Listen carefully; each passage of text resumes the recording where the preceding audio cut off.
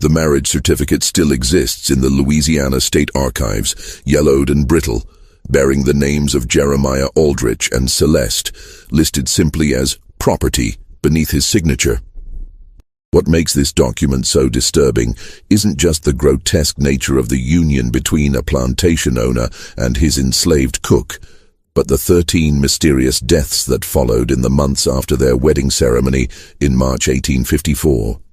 Local newspapers from that era, carefully preserved in private collections, hint at a conspiracy so elaborate and cruel that authorities buried the investigation to protect some of Louisiana's most prominent families. The truth behind this forced marriage reveals a web of betrayal, revenge, and systematic torture that shocked even the violence-hardened antebellum South. Before we continue with the story of Jeremiah Aldrich and the hellish fate that awaited him at Willowbrook Plantation, make sure to subscribe to our channel and let us know in the comments what state you're listening from. Now let me take you back to a time when honor meant everything and when broken trust could destroy a man in ways far worse than death. The events that led to that unholy marriage began 15 years earlier in the murky backwaters of the Mississippi Delta, where fortunes were made in human flesh and blood money flowed as freely as the muddy river itself. Jeremiah Aldrich wasn't born into the plantation aristocracy that defined Louisiana society in the 1840s. The son of a failed tobacco farmer from Kentucky, he arrived in New Orleans in 1839 with nothing but ambition burning in his chest and a willingness to engage in business that more established gentlemen wouldn't touch with their finest gloves. The slave trade, while legal, carried a social stigma among the old Creole families who preferred to maintain the fiction that their wealth came from sugar and cotton alone, not from the systematic buying and selling of human beings. It was in the sweltering summer of 1840 that Aldrich formed his partnership with Marcus Devereaux and Samuel Rochelle, two men whose desperation matched his own ruthless ambition. Devereaux, the youngest son of a declining sugar baron, needed money to save his family's crumbling plantation from creditors. Rochelle, a former ship captain who'd lost everything to yellow fever and bad investments, possessed invaluable knowledge of the illegal slave routes from Cuba and the Caribbean islands. Together they established what they called the Delta Trading Company, operating from a warehouse on the outskirts of New Orleans where the law's reach grew thin and questions weren't asked about the source of their merchandise. The business proved more profitable than any of them had dared imagine. While legitimate slave traders dealt in documented property with clear titles and health certificates, Aldrich's operations specialized in what they euphemistically called recovery services. They purchased enslaved people who had escaped from failed plantations, bought kidnapped free blacks from corrupt bounty hunters, and most lucratively, smuggled fresh captives from illegal ships that still crossed the Atlantic despite the official ban on international slave trade. The profit margins were extraordinary because their operating costs were minimal. They cared nothing for the health, housing, or basic humanity of their merchandise. For 3 years, the partnership flourished in the shadows of New Orleans society. They reinvested their profits into legitimate businesses, buying respectability along with property. Devereaux saved his family's plantation and expanded it into one of the most productive sugar operations in St. Charles Parish. Rochelle purchased a fleet of riverboats and became a respected shipping magnate. Aldrich himself acquired Willowbrook Plantation, a modest but profitable cotton operation about 40 miles upriver from New Orleans, complete with a grand colonial mansion that announced his arrival into Louisiana's planter elite. But success bred carelessness, and carelessness attracted attention from people who mattered. In the spring of 1843, word reached them that federal marshals were investigating illegal slave trading operations along the Gulf Coast. Someone had been asking questions about their business, examining shipping records, and worst of all, interviewing some of their former merchandise who had managed to escape or gain freedom through other means. The three partners met in emergency session in Aldrich's new study at Willowbrook, surrounded by leather-bound books he couldn't read and oil paintings of ancestors who weren't his own. The tension in that room was suffocating as each man realized that their empire of human misery was about to collapse. Devereaux, always the most nervous of the three, suggested they should dissolve the partnership immediately and destroy all records of their transactions. Rochelle, with his sailor's pragmatism, argued for a more measured approach, shifting their assets offshore and waiting for the investigation to pass. But Aldrich had a different solution, one that revealed the true depths of his moral bankruptcy. He had already decided to eliminate his partners and steal their combined assets, but he needed a plan that would remove suspicion from himself while silencing the two men who knew enough to destroy him. The solution came to him with the cold clarity of pure evil.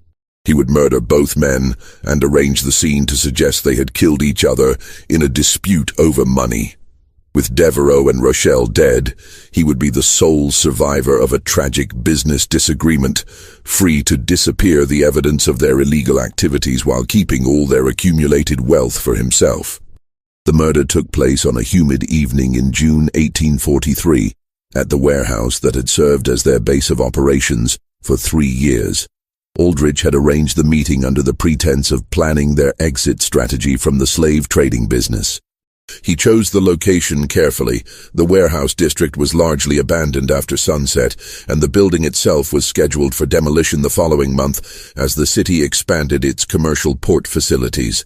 Aldrich arrived early, concealing a loaded pistol in his coat and a razor-sharp skinning knife in his boot.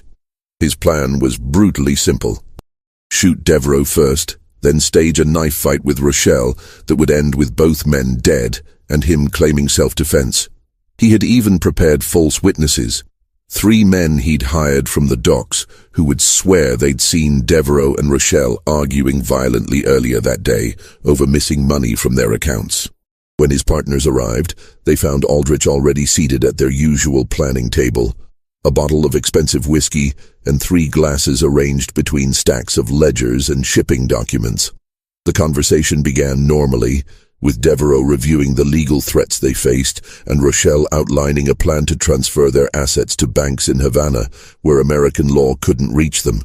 But as the evening wore on and the whiskey flowed, Aldrich steered the discussion toward their accumulated wealth, specifically the location of the cash reserves they'd hidden in various banks and safe houses around New Orleans. It was Rochelle who first sensed something wrong. The old sailor's instincts, honed by years of dangerous voyages and violent ports, picked up on subtle changes in Aldrich's demeanor. The way his eyes never quite met theirs, how his hand kept drifting toward his coat pocket, the tension in his voice when he asked about their individual account numbers and security arrangements. When Rochelle suggested they postpone the meeting and reconvene the following day with their lawyers present, Aldrich knew his window of opportunity was closing. The violence erupted with shocking suddenness. Aldrich drew his pistol and fired directly into Devereaux's chest before the younger man could react. The shot echoed through the empty warehouse like thunder, and Devereaux collapsed backward in his chair, blood spreading across his white shirt as his eyes went wide with shock and betrayal. But Rochelle, despite being caught off guard, proved more resilient than Aldrich had anticipated. The former sea captain overturned the heavy table between them and lunged forward with a broken whiskey bottle, slashing at Aldrich's face and opening a deep gash across his left cheek that would leave a permanent scar. What followed was a desperate struggle that lasted nearly 10 minutes, far longer than Aldrich had planned. Rochelle fought with the fury of a man who understood exactly what was happening and refused to die quietly. They crashed through crates of documents, scattered ledgers across the floor, and left blood trails on every surface as they grappled for control of the knife Aldrich had drawn from his boot. In the end, it was Rochelle's age that betrayed him. At 53, he simply couldn't match the younger man's strength and endurance. Aldrich finally managed to drive the blade deep into Rochelle's stomach, twisting it upward toward his heart, while the old sailor clawed desperately at his throat. But even as Rochelle died, he managed to gasp out words that would haunt Aldrich for the rest of his life. "My son knows everything. He'll come for you. When he's old enough, he'll make you pay." At the time, Aldrich dismissed these as the delusional ravings of a dying man. He had no idea that Marcus Devereaux's younger brother, Philippe, had been secretly documenting their illegal activities. or that Samuel Rochel's 17-year-old son Henri possessed detailed knowledge of every transaction, every contact, and every crime the Delta Trading Company had committed over 3 years of operation. Aldrich spent the next 4 hours methodically arranging the crime scene to support his planned story. He placed Devereaux's body in a position suggesting the man had been shot while reaching for a weapon, then positioned Rochelle nearby with a bloody knife in his hand and defensive wounds that implied a struggle between the two victims. He scattered money around the room to suggest a dispute over finances, damaged the office safe to imply a robbery gone wrong, and even inflicted additional wounds on his own hands and arms to support his claim of being an innocent bystander caught in their violent confrontation. The false witnesses performed exactly as paid, testifying to police that they had seen Devereaux and Rochelle arguing earlier that evening about missing partnership funds. A corrupt dock worker claimed he'd heard shouting from the warehouse around the time of the murders, followed by gunshots and the sounds of a violent struggle. Most crucially, Aldrich had prepared a convincing explanation for his presence at the scene. He claimed he'd arrived to mediate the dispute between his partners, only to walk into a deadly confrontation that left him fighting for his own life. The New Orleans police, overwhelmed by more pressing crimes and eager to close a case involving 3 relatively respectable businessmen, accepted Aldrich's version of events with minimal investigation. The official report concluded that Devereaux and Rochelle had killed each other in a business dispute, with Aldrich barely escaping the same fate. Within a week, the warehouse was demolished as planned, destroying any remaining physical evidence of the partnership's illegal activities. With his partners dead and their assets suddenly available for claiming, Aldrich moved quickly to consolidate his newfound wealth. He presented himself as the surviving partner of a legitimate shipping company, producing carefully forged documents that showed Devereaux and Rochelle had agreed to transfer their shares to him in the event of their deaths. Banks that had been suspicious of 3 unknown men conducting large cash transactions readily accepted the word of a single plantation owner with a documented history of successful cotton production. Over the following months, Aldrich systematically emptied every account, safe deposit box, and hidden cash that had belonged to his murdered partners. He estimated the total value at nearly $40,000, a fortune that would be worth over $1 million in today's currency. More importantly, he had eliminated the only 2 people who could connect him to the Delta Trading Company's illegal operations, leaving him free to reinvent himself as a respectable member of Louisiana society. But Aldrich had made a fatal miscalculation. In his obsessive focus on immediate threats and financial opportunities, he had completely ignored the families of the men he had murdered. Specifically, he had failed to consider that both Marcus Devereaux and Samuel Rochelle had younger relatives who would soon learn the truth about their deaths, and who would spend the next decade carefully, methodically, patiently planning a revenge so elaborate and devastating that death would seem like mercy compared to what they had in store for him. Philippe Devereaux was 22 years old when his brother Marcus was murdered. And unlike the older Devereaux men, who had always prioritized immediate gratification over long-term planning, Philippe possessed a calculating intelligence that made him far more dangerous than Aldrich ever imagined.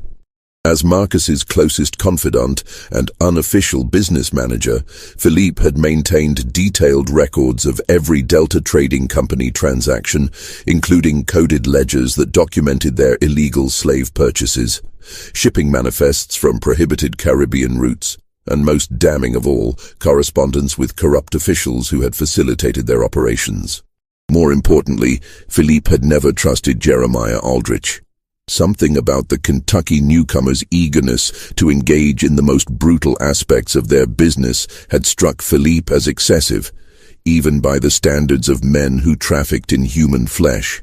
He had begun investigating Aldrich's background months before the murders, discovering inconsistencies in his stated history and financial irregularities that suggested far more complex motivations than simple greed.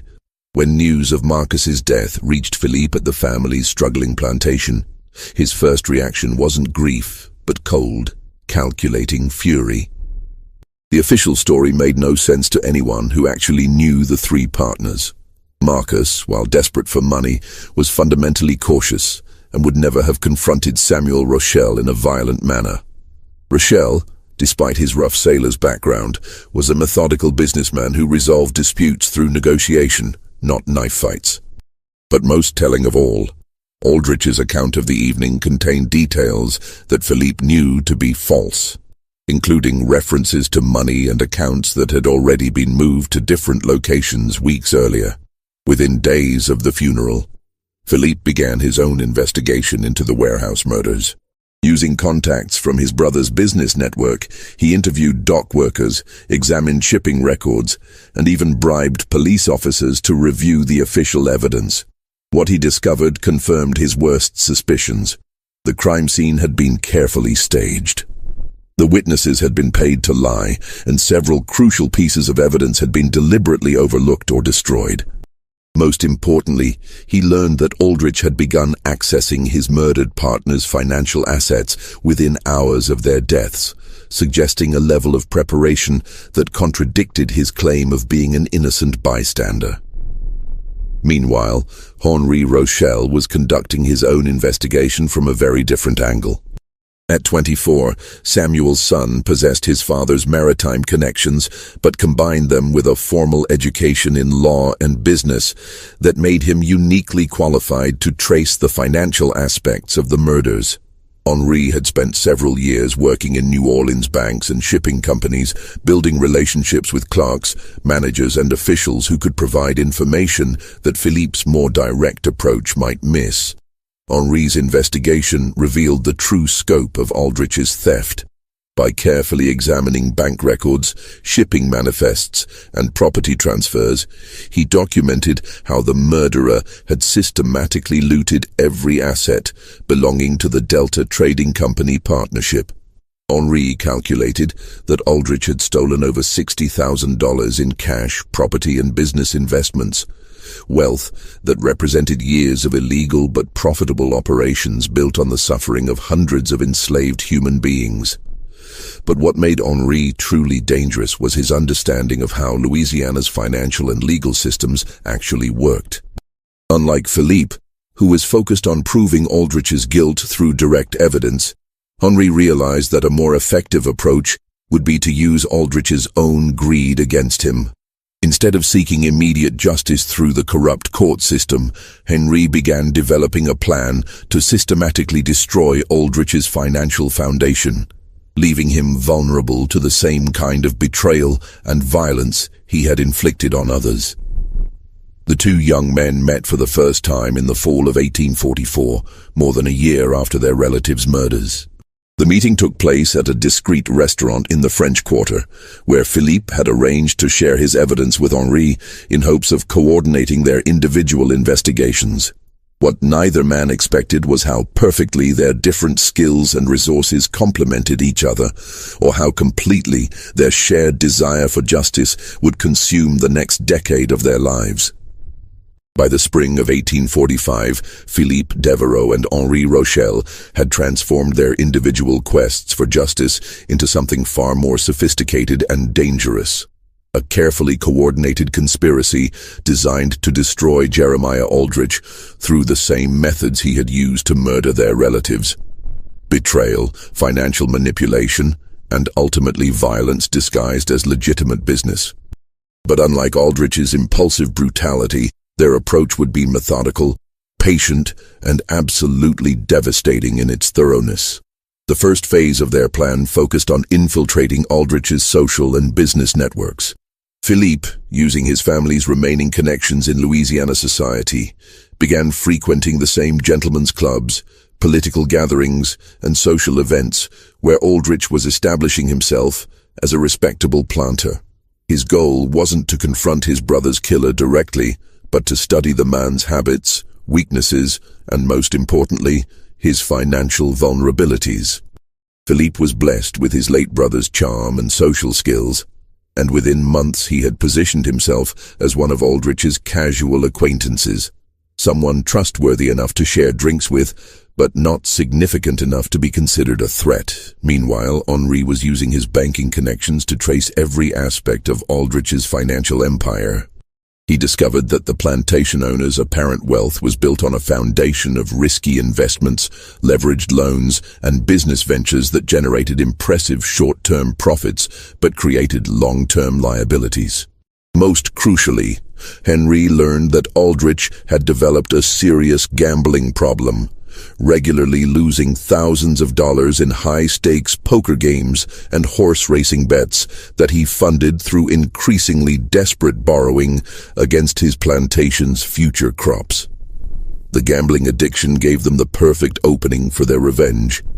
By 1848, Henri had secured employment with First National Bank of New Orleans, the institution that held the primary mortgage on Willowbrook Plantation.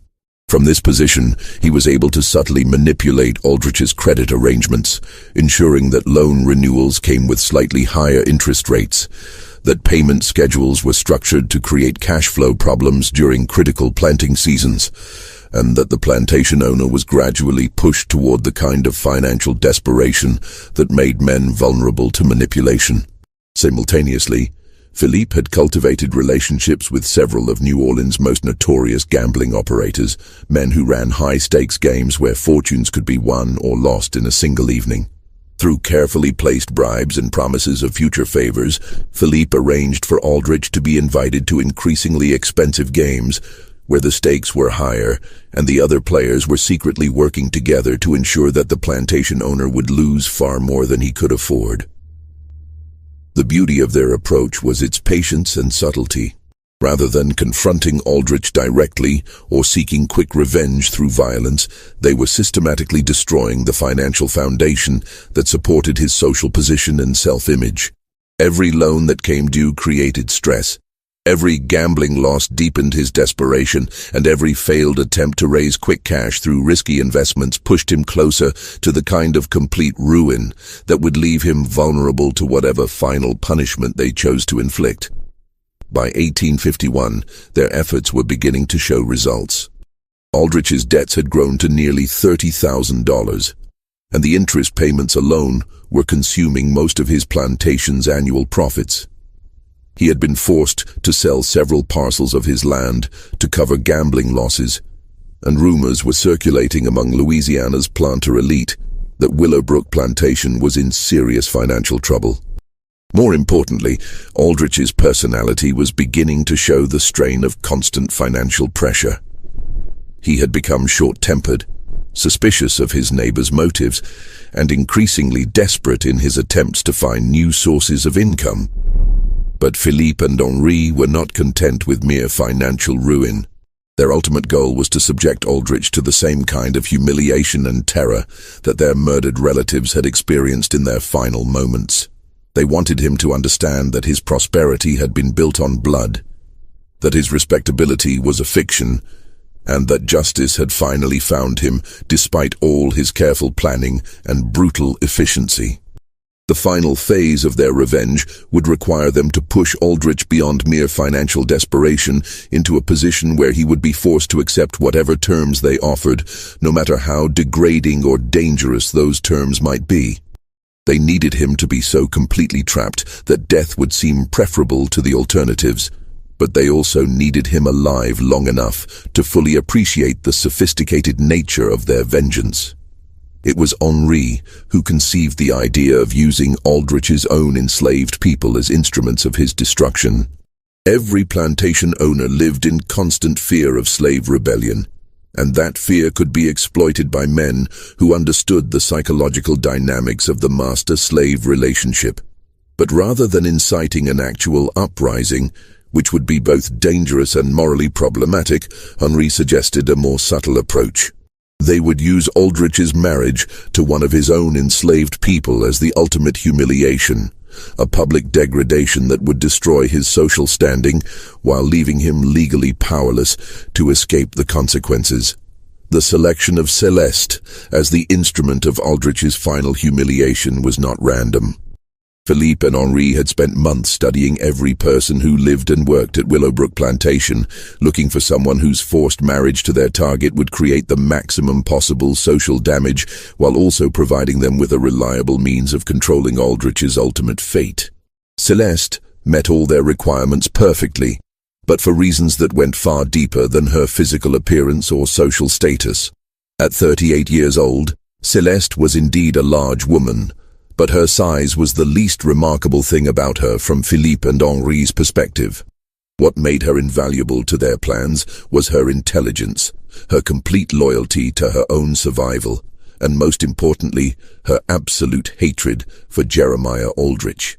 Unlike many enslaved people who had learned to hide their true feelings behind masks of compliance, Celeste had never bothered to conceal her contempt for the man who owned her.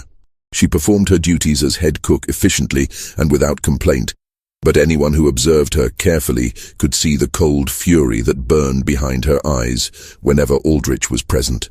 Her hatred had deep roots. Celeste had been purchased by Aldrich in 1847 from a failed plantation in Mississippi, where she had been separated from her husband and 3 children, who were sold to different owners in different states. The separation was not economically necessary. Aldrich could have afforded to purchase her entire family, but he had chosen to buy only Celeste because he needed an experienced cook and saw no profit in acquiring what he dismissively called unnecessary mouths to feed. When Celeste had begged him to at least purchase her youngest child, a 10-year-old daughter, Aldrich had laughed and told her that he was running a plantation, not an orphanage for colored children. For 7 years, Celeste had endured the daily humiliation of preparing elaborate meals for the man who had destroyed her family, serving him expensive delicacies while she survived on scraps and kitchen leftovers. She had watched him entertain guests with stories of his business successes, knowing that his wealth had been built on stolen money and murdered partners. She had cleaned blood from his clothes when he returned from mysterious nighttime trips, and she had seen him burn documents and letters in the kitchen fireplace during his increasingly desperate attempts to hide evidence of his financial troubles.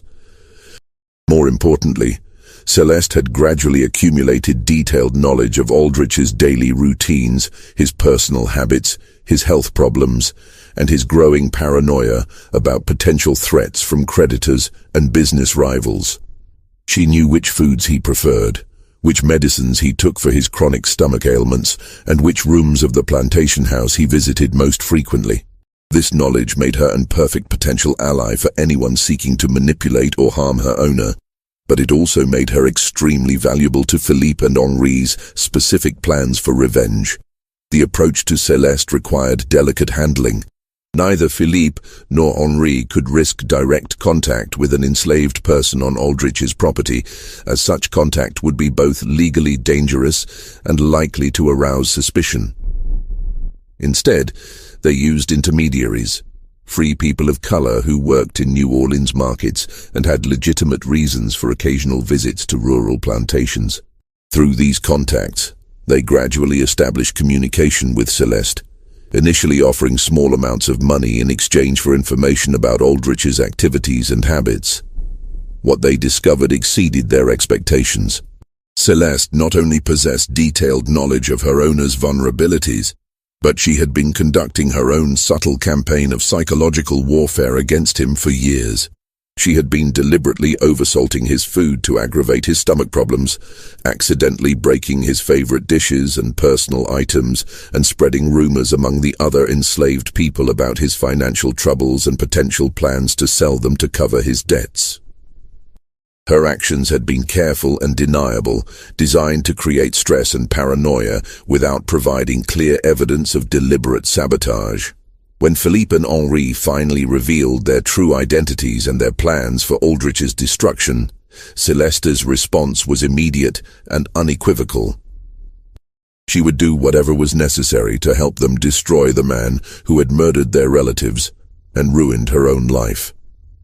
The only condition she demanded was that her cooperation be rewarded with freedom and safe passage to Canada, where she hoped to eventually locate her surviving children. Philippe and Henri agreed immediately, recognizing that they had found not just a tool for their revenge, but a partner whose personal motivations aligned perfectly with their own quest for justice. The final details of their plan took shape over several months of careful coordination. Aldrich would be pushed into complete financial ruin through a series of manipulated gambling losses and cold loans, leaving him vulnerable to an offer he could not refuse: marry Celeste in a legal ceremony or face immediate death at the hands of his creditors. The marriage would destroy his social standing and provide Philippe and Henri with legal access to his property through their control of his wife.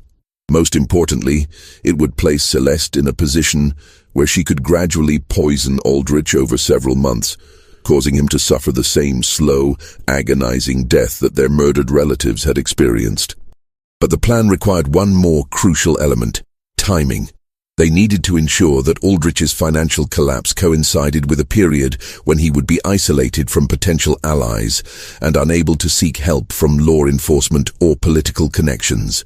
The opportunity came in early 1854, when Henri learned that Aldrich was planning to attend a high-stakes gambling tournament in New Orleans, hoping to win enough money to save his plantation from foreclosure. It would be the perfect moment to spring their trap, when Aldrich would be desperate enough to accept any terms that offered hope of survival, no matter how degrading those terms might prove to be. The gambling den where Jeremiah Aldrich would meet his fate was located in a converted warehouse near the New Orleans waterfront, a place where the city's most desperate and dangerous men gathered to risk everything on the turn of a card or the roll of dice. The February evening in 1854, when Aldrich arrived, was particularly humid and oppressive, with fog rolling off the Mississippi River to shroud the streets in a gray mist that seemed to muffle sound and blur the boundaries between reality and nightmare.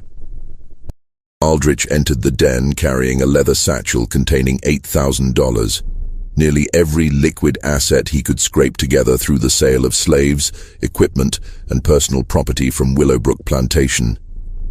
It represented his last desperate attempt to win enough money to satisfy his creditors and save his plantation from foreclosure. What he didn't know was that Philippe Devereaux and Henri Rochelle had been carefully orchestrating this moment for months, ensuring that every other player at the high-stakes table would be working together to strip him of his remaining wealth. The game was 5-card stud poker, played with stakes that started at $500 per hand and escalated quickly as the evening progressed. Aldrich initially experienced moderate success, winning enough smaller pots to believe that his luck might finally be changing. But as the stakes increased and the alcohol flowed more freely, he began making increasingly reckless bets, driven by a combination of desperation and the false confidence that came from his early wins. By midnight, Aldrich had lost more than half of his stake, but he continued playing with the desperate intensity of a man who understood that this was literally his last chance to save himself from complete ruin. The other players, following Philippe's careful instructions, allowed him to win occasional hands to keep him at the table, but gradually increased the pressure until he was betting amounts that represented his entire remaining fortune on single draws of cards. The final hand began just after 2 o'clock in the morning, when the fog outside had grown so thick that the gaslight from the street lamps barely penetrated the warehouse windows. Aldrich was dealt what appeared to be a strong hand, a pair of kings showing, with the possibility of a full house if the hidden cards fell correctly. Confident that this was his moment to recover his losses and perhaps even win enough to solve his financial problems permanently, he pushed his remaining $3,000 into the center of the table.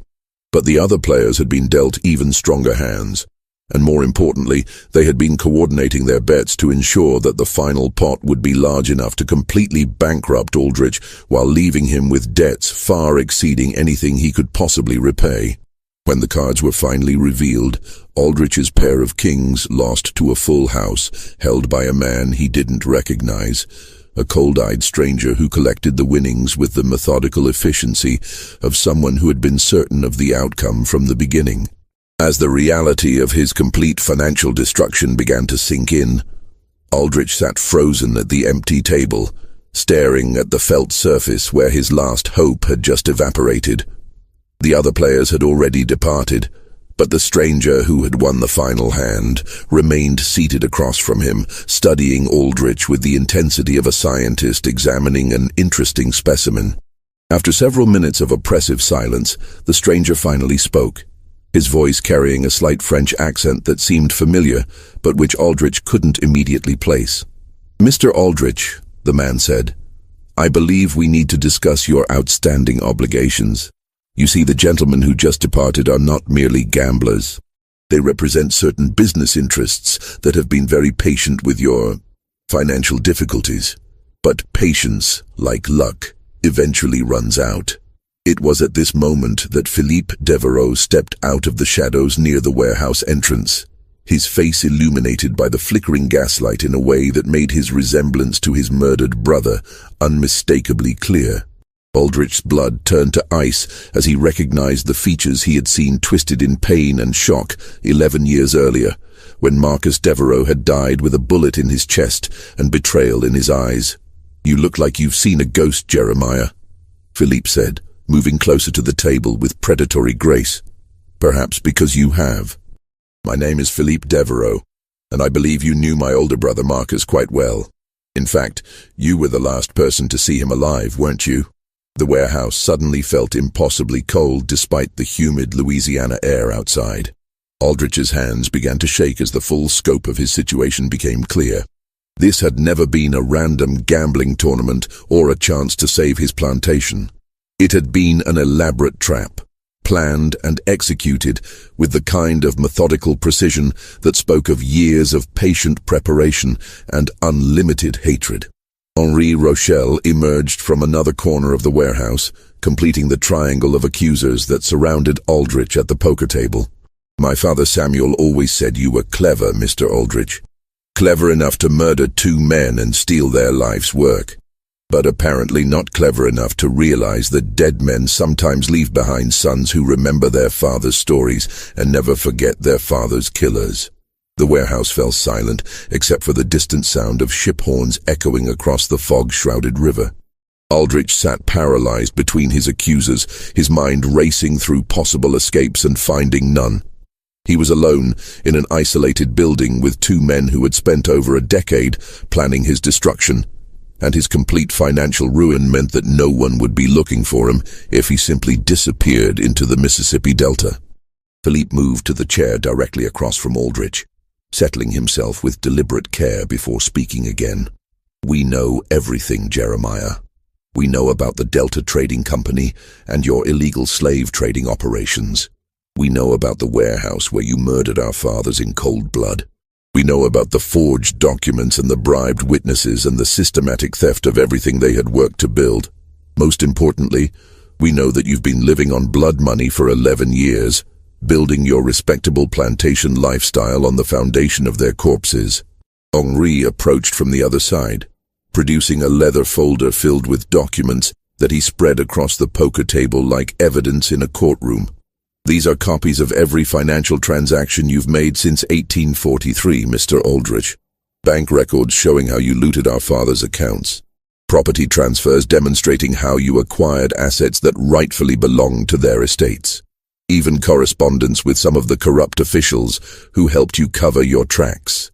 Officials who have since become far more concerned with their own survival than with protecting yours." The evidence was overwhelming and undeniably authentic. Aldrich recognized documents he thought had been destroyed years ago, financial records that could only have been obtained through extensive investigation and careful bribes, and most damning of all, sworn statements from people who had witnessed various aspects of his crimes but had remained silent until now. Philippe and Henri had built a case that would not only prove his guilt in any court of law, but would also implicate dozens of other prominent Louisiana citizens who had unknowingly helped him launder his stolen wealth. "The question now," Philippe continued, "is what we intend to do with this information. We could turn it over to federal authorities, who would be very interested in prosecuting not only you, but everyone who helped you integrate stolen money into Louisiana's banking system. Or we could arrange for certain parties in New Orleans to learn that you've been operating under false pretenses for over a decade, living a lie built on the murder of their business associates and friends. I suspect that either approach would result in your death, probably preceded by considerable unpleasantness. Aldrich finally found his voice, though it came out as little more than a whisper. What do you want? Money? I can get money. My plantation is worth... Your plantation is worthless, Henri interrupted. We hold the mortgage, remember, along with most of your other debts. We've been systematically acquiring your obligations for years, Mr. Aldrich. Every loan you've taken, every gambling debt you've accumulated, every financial arrangement that's kept you afloat, it all belongs to us now. You have nothing left to bargain with except your life. And frankly, we're not particularly interested in preserving that either. The warehouse seemed to grow colder as the implications of their words sank in. Aldrich was not just bankrupt, he was completely at their mercy, dependent on their whims for his continued existence. Everything he had built, every comfort he had enjoyed, every aspect of the respectable life he had constructed, had been systematically stripped away by the sons of the men he had murdered. But as terrifying as his situation was, some part of his mind still refused to accept that death was inevitable. There is, however, one alternative, Philippe said, his voice taking on a tone of mock consideration. One way you might be permitted to continue breathing, at least for a while longer. It would require a certain sacrifice of dignity on your part. A public acknowledgement of your true nature and a demonstration of your complete submission to our authority. Henri smiled with the cold satisfaction of a man who was about to reveal the culmination of years of careful planning. You're going to marry one of your slaves, Jeremiah. Publicly, legally, and permanently. You're going to stand before God and Louisiana society and take your cook Celeste as your lawful wedded wife. You're going to live as her husband, sleep in the same bed, and present yourself to your neighbors as a man who chose to marry his own property. The suggestion was so grotesque, so completely beyond the boundaries of acceptable behavior in antebellum Louisiana society, that Aldrich initially couldn't process what he was hearing. Marriage between a white plantation owner and an enslaved person wasn't just socially unacceptable. It was legal suicide, social annihilation, and personal humiliation on a scale that would make death seem merciful by comparison. You're insane, Aldrich whispered. No one would ever. It's impossible. No preacher would perform such a ceremony. No court would recognize. Actually, we've already made the necessary arrangements, Philippe replied smoothly. There's a minister in Natchitoches parish who's quite heavily in debt to certain gambling establishments. He's agreed to perform a completely legal ceremony, properly witnessed and documented. As for the courts, well, Louisiana law is quite clear that marriage contracts, once properly executed, are binding regardless of the circumstances under which they were created. You would be legally married to Celeste, with all the rights and obligations that entails. Henri leaned forward across the table, his eyes glittering with malicious satisfaction. The beauty of this arrangement, Mr. Aldrich, is that it gives you a choice.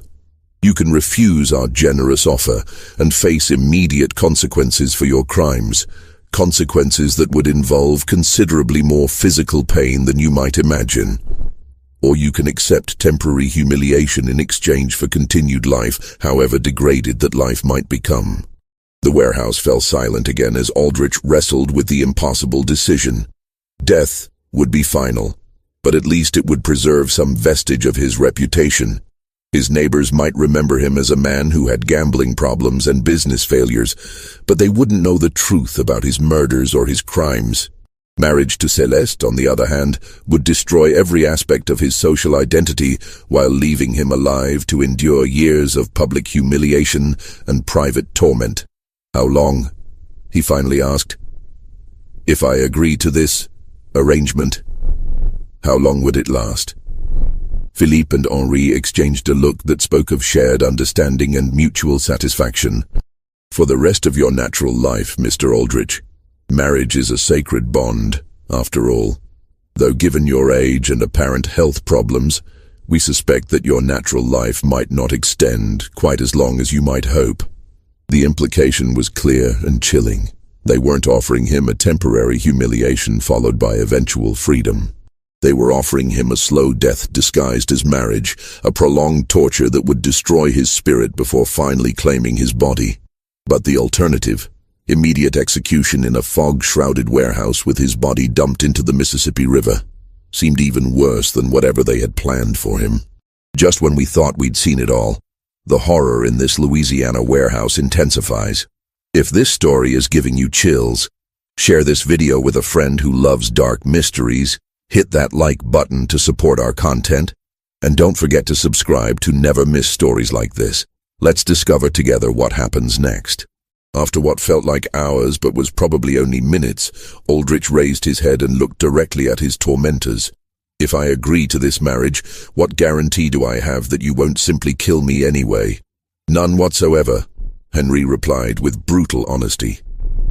"But you do have our word that your death, when it comes, will be considerably more pleasant than what we had originally planned. Think of the marriage as an opportunity to demonstrate good behavior. Compliance will be rewarded with kindness. Resistance will be punished with creativity." Felipe produced a document from his coat pocket and placed it on the table beside the evidence of Aldrich's crimes. "This is a marriage contract, properly prepared and ready for your signature. The ceremony is scheduled for tomorrow evening at Willowbrook Plantation, where all your neighbors and business associates will be invited to witness your voluntary union with Celeste. They've been told that you've experienced a religious conversion and wish to demonstrate your commitment to Christian charity by elevating one of your slaves to the status of wife. The final humiliation was the requirement that he present the marriage as his own choice, a voluntary act of Christian benevolence rather than the forced degradation it actually represented. His neighbors would think him eccentric, possibly insane, but they would also believe that he had chosen this path of his own free will. No one would suspect that he was being coerced by the vengeful sons of murdered partners, because no one else knew that Marcus Devereaux and Samuel Rochelle had ever existed. Aldrich reached for the marriage contract with hands that shook so violently he could barely hold the document steady. The terms were simple and absolute. He would marry Celeste in a legal ceremony, live with her as husband and wife, and provide for her welfare as he would any spouse. In exchange, his creditors would refrain from immediate collection of his debts and would allow him to continue operating Willowbrook Plantation under their oversight. As he signed his name to the contract that would destroy his life, Aldrich tried to convince himself that he might find some way to escape this trap once he had bought time through compliance. Perhaps he could appeal to authorities, or flee to another state, or find some legal loophole that would invalidate the marriage. But even as these desperate thoughts flickered through his mind, he could see the satisfaction in Felipe's and Henri's eyes. They had planned this moment for over a decade, and they had anticipated every possible avenue of escape he might consider. "Welcome to the family, brother-in-law," Philippe said as he collected the signed contract. "We'll see you tomorrow evening for the ceremony. I trust you'll dress appropriately for such a momentous occasion." The morning of March 15, 1854, dawned gray and oppressive, with heavy clouds threatening rain and a humid wind that carried the stench of rotting vegetation from the nearby swamps. Aldrich had not slept since returning from New Orleans, spending the night pacing his study and staring at the marriage contract that represented the end of everything he had worked to build over 15 years in Louisiana. Celeste had been informed of the arrangement through intermediaries, though she pretended surprise when Aldrich awkwardly attempted to explain the situation during breakfast. She listened to his stammering account of financial difficulties and social obligations with the kind of patient attention that a parent might show to a child confessing minor misbehavior. When he finished his pathetic explanation, she simply nodded and said, "Yes, Master Aldrich, I understand. I'll prepare myself for the ceremony." The calm acceptance in her voice terrified him more than anger or resistance would have.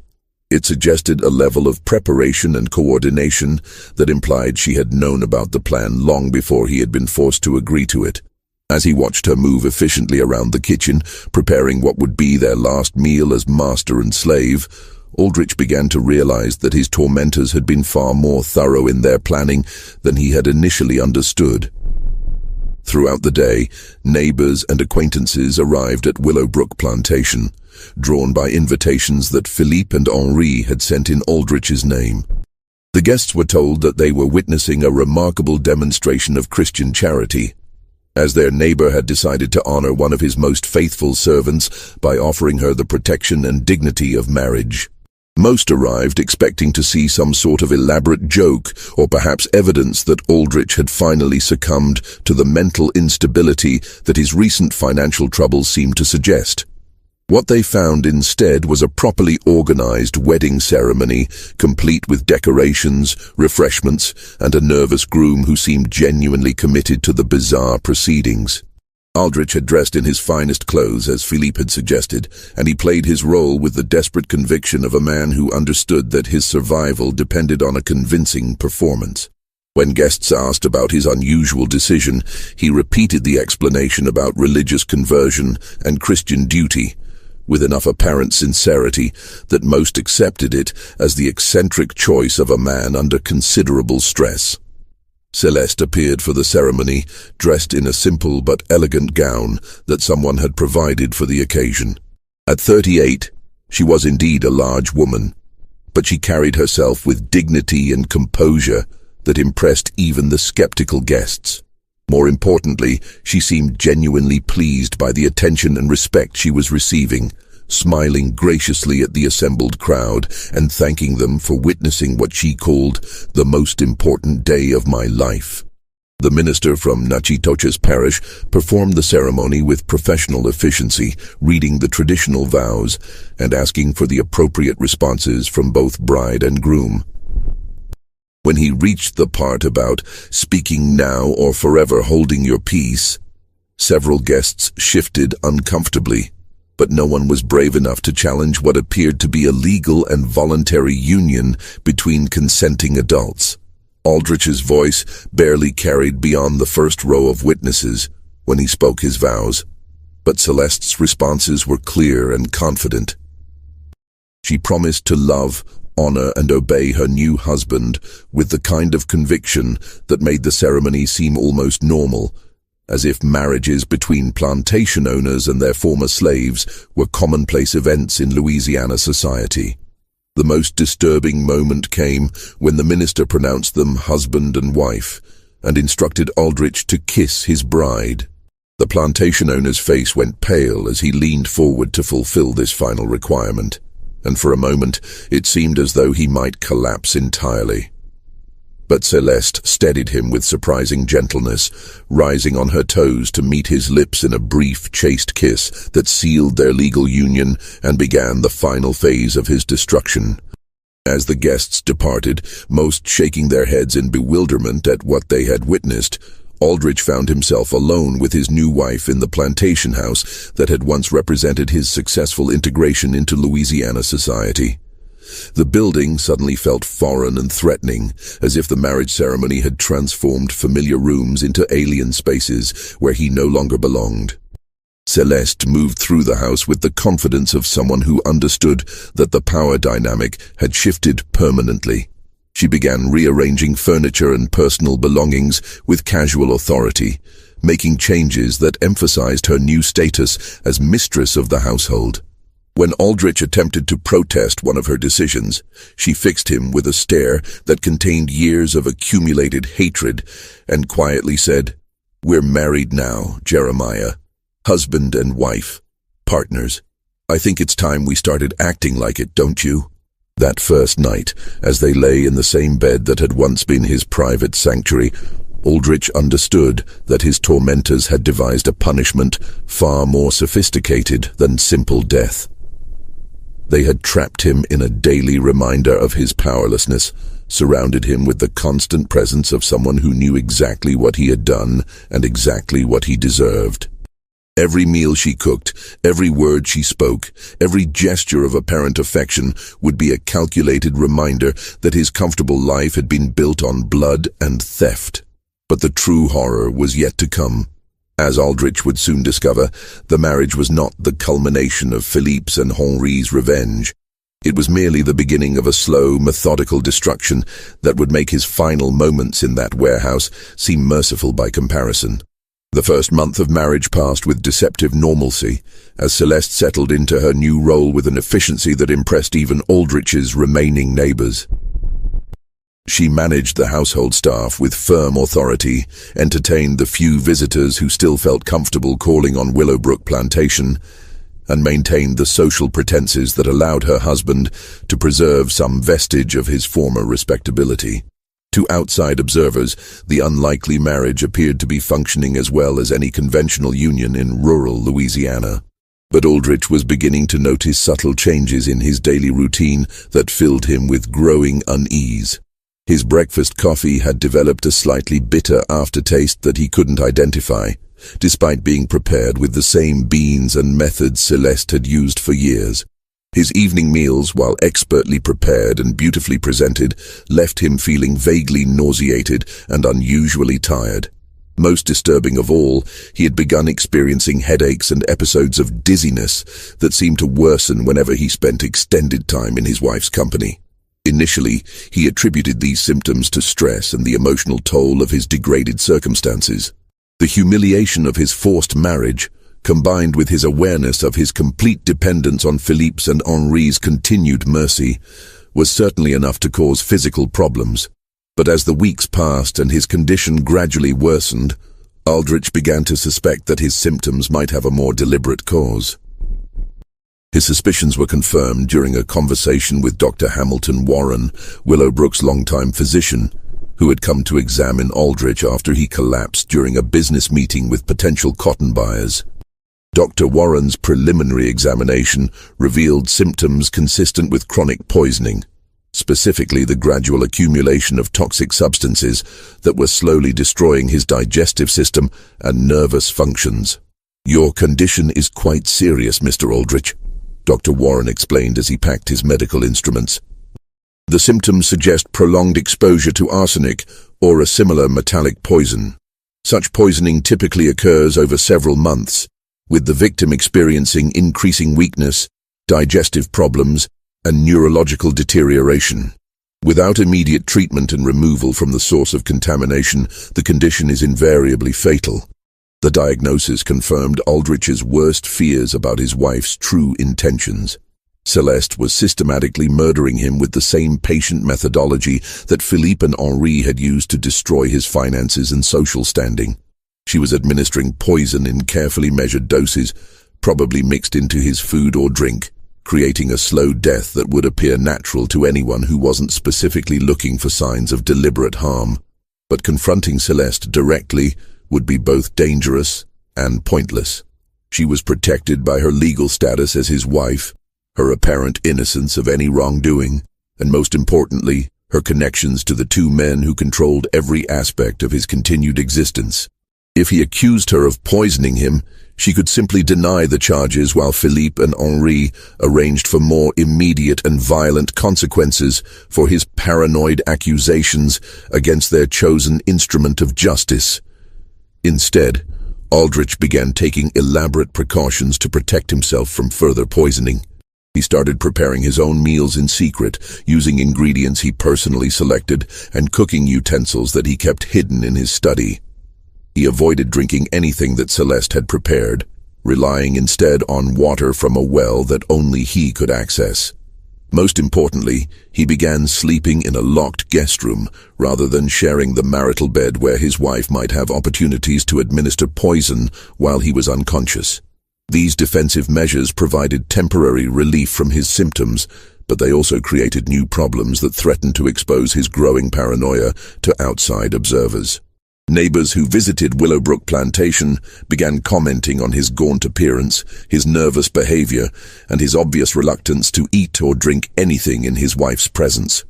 Word spread throughout the parish that Jeremiah Aldrich was displaying signs of mental instability, possibly as a result of the stress associated with his unusual marriage. Celeste played her role in this psychological campaign with masterful skill. When guests expressed concern about her husband's behavior, she responded with the kind of patient worry that a devoted wife might show for a beloved spouse who was suffering from illness or mental disturbance. She prepared elaborate meals that he refused to eat, offered him drinks that he declined with obvious suspicion, and generally behaved like a woman whose efforts to care for her husband were being rejected by a man who was losing touch with reality. The brilliance of her approach was that it made Aldrich's defensive actions appear to be symptoms of paranoid delusion rather than reasonable responses to genuine threats. His refusal to eat her cooking looked like irrational fear rather than intelligent caution. His secretive behavior and obvious mistrust of his wife seemed like evidence of mental breakdown rather than proof that he was being systematically murdered.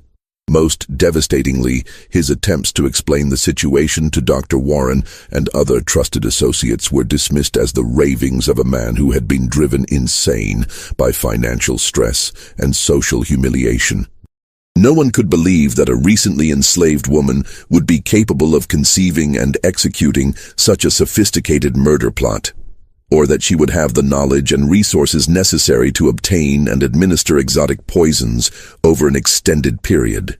By late spring of 1854, Aldrich found himself trapped in a nightmare scenario where his accurate understanding of his wife's murderous intentions had been transformed into evidence of his own mental instability.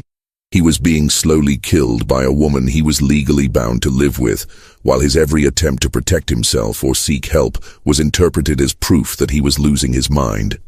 But the psychological torture was far from over.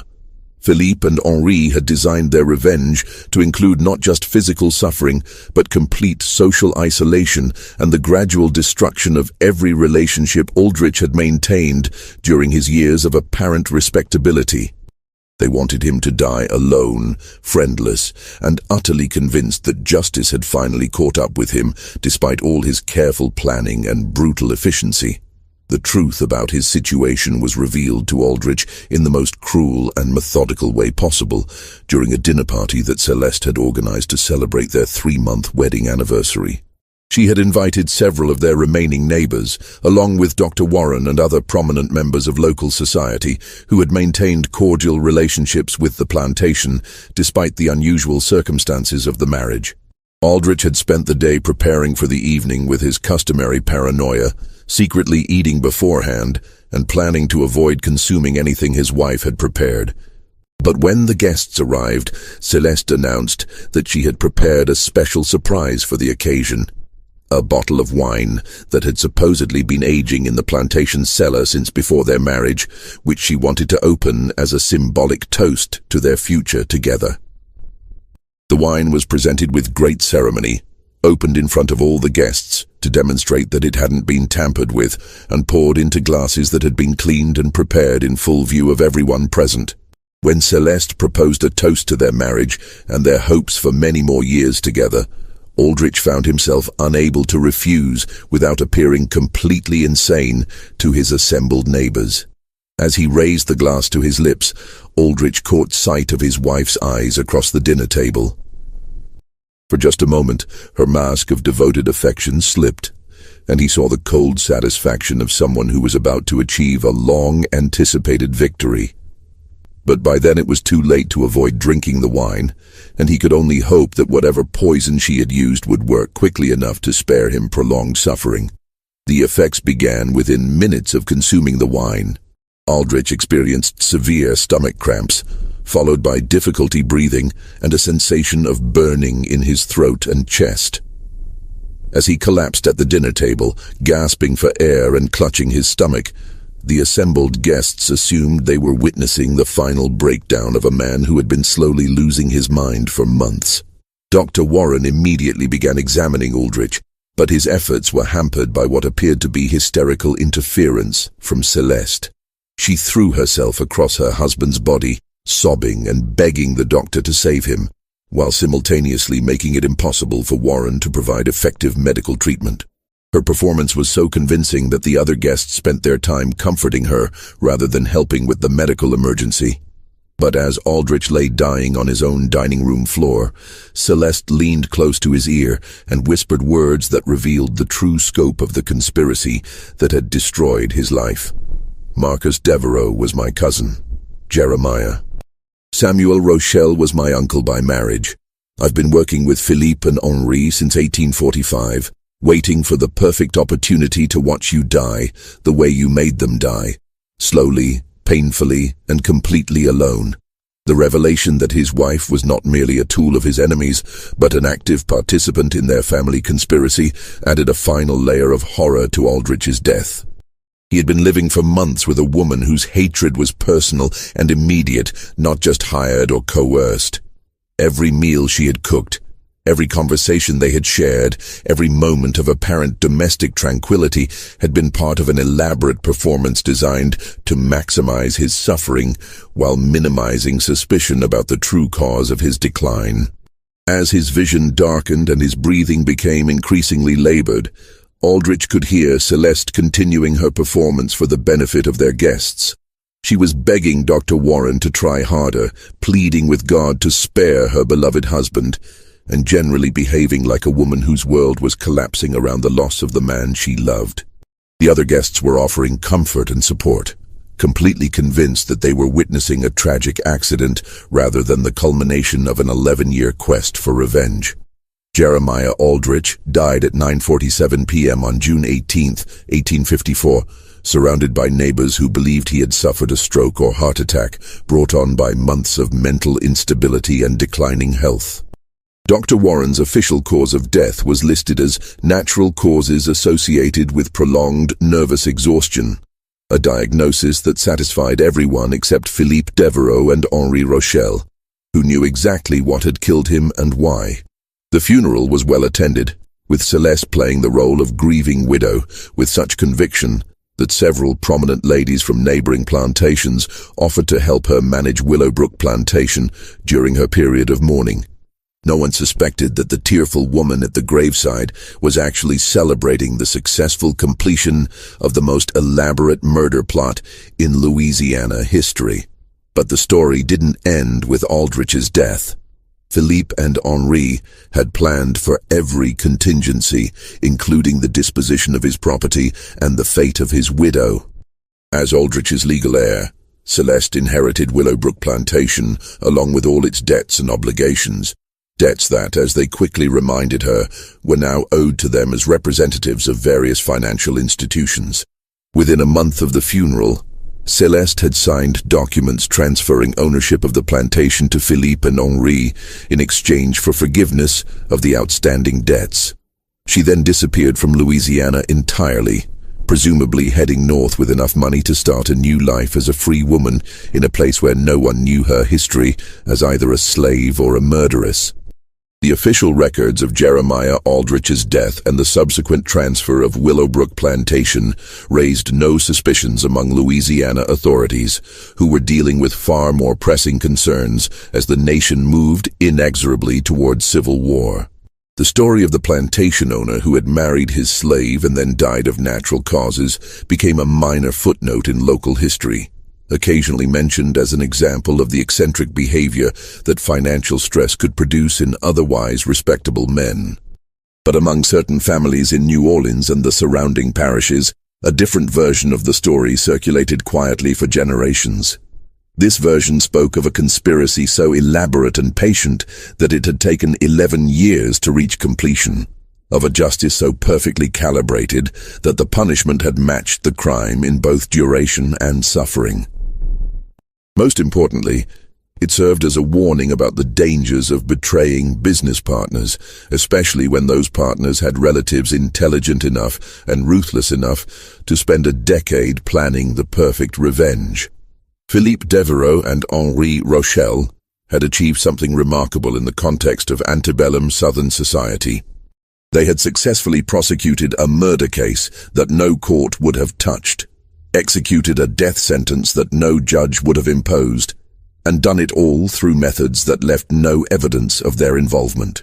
Their success had required patience, intelligence, financial resources, and most importantly, a complete understanding of how Louisiana's social and legal systems actually functioned. The transformation of Willowbrook Plantation after Aldrich's death provided the final evidence of how thoroughly Philippe and Henri had planned their revenge. Rather than selling the property for profit, they converted it into a refuge for freed slaves and escaped bondspeople, creating exactly the kind of humanitarian institution that would have horrified the man who had built his fortune on human trafficking. The plantation house that had once entertained Louisiana's elite became a station on the Underground Railroad, helping enslaved people reach freedom in the northern states and Canada. This transformation was not just symbolically appropriate, but also practically invisible to local authorities. Philippe's and Henri's legitimate business connections provided cover for the unusual activities at Willowbrook, while their reputation as respectable Louisiana businessmen deflected suspicion from anyone who might have questioned the plantation's new purpose. They had used their enemy's own property to continue the fight against the institution that had made him wealthy, turning his legacy into a weapon against everything he had represented. But perhaps the most remarkable aspect of their revenge was how completely it had erased Jeremiah Aldrich from history. Unlike the victims of more conventional murders, who at least received recognition as casualties of crime, Aldrich had been systematically eliminated from existence. His wealth had been redistributed to the families of his victims. His property had been converted to purposes that directly contradicted his values. His reputation had been destroyed through his own actions rather than through posthumous revelation of his crimes. Most importantly, the manner of his death had been designed to ensure that no one would remember him as anything more than a failed plantation owner who had made poor financial decisions and married unwisely. There would be no monuments to his memory, no family line to preserve his name, and no historical record of his actual accomplishments or crimes. He had been deleted from Louisiana history as thoroughly as if he had never existed at all. This mystery shows us that justice sometimes operates outside the boundaries of legal institutions, particularly in societies where those institutions are designed to protect the powerful at the expense of the vulnerable. What do you think of this story? Do you believe everything was revealed? Leave your comment below. If you enjoyed this tale and want more horror stories like this, subscribe, hit the notification bell, and share with someone who loves mysteries. See you in the next video.